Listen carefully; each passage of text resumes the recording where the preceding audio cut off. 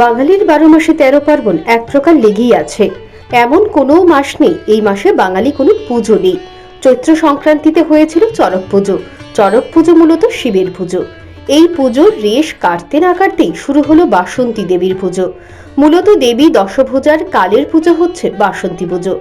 নতুন বছর যাতে সকলের জন্য সুখ শান্তি নিয়ে আসে, এই লক্ষ্যেই বাসন্তী পুজো করতেন ত্রিপুরার রাজারা। হিন্দু শাস্ত্র মতেও ধর্মীয় রীতিনীতি মেনে শুরু হলো বাসন্তী দেবীর পূজা। রাজধানীর দুর্গাবাড়িতে হচ্ছে এই পূজা। সোমবার ছিল দেবীর সপ্তমী বিহিত পূজা। এই পূজাকে ঘিরে দুর্গাবাড়িতে ছিল দর্শনার্থীদের উপচে পড়া ভিড়। বাসন্তী দেবীর পূজা মূলত দুর্গা পূজার মতোই চৈত্র মাসের শেষ দিকে নয়তো বৈশাখ মাসের প্রথম দিকে এই পূজা হয়ে থাকে।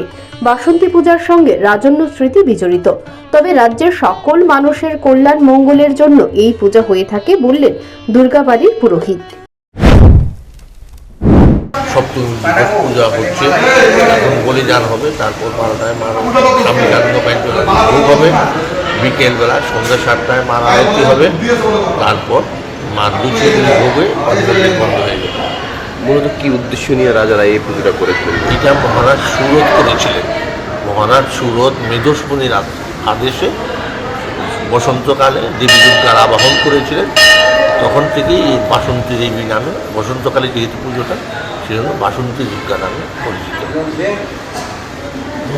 ভগবানের কাছে কি প্রার্থনা করা হবে? ভগবানের কাছে প্রার্থনা করবো যাতে সবাই নতুন বছর এসছে, সবাই যাতে ভালো থাকে, সুখে থাকে, শান্তিতে থাকে, সেটাই ভগবানের কাছে প্রার্থনা আমার মার কাছে।